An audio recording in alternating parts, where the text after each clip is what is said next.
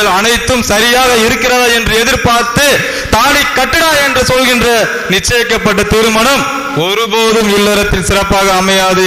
நடுவர்களே, இப்பொழுது எதிரணியின் கூற்றுக்கு பதிலளிக்கிறேன்.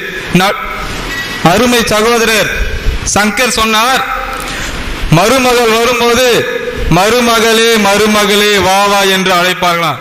நடுவர் அவர்களே, அந்த பாட்டு முதல்வன் மட்டும்தான்.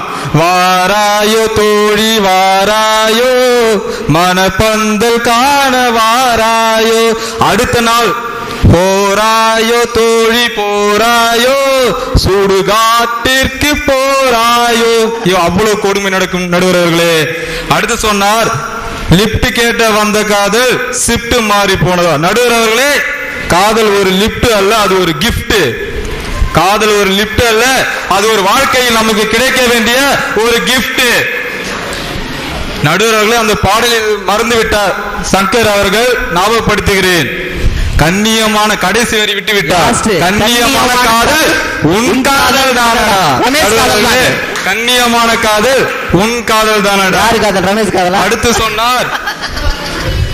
அடுத்து சொன்னார் காதலனும் காதலியும் வண்டியில் செல்லும் போது காற்று புக கூட இடைவெளி இல்லையாம். நடுவர்களே, உணர மட்டும் முடியும்.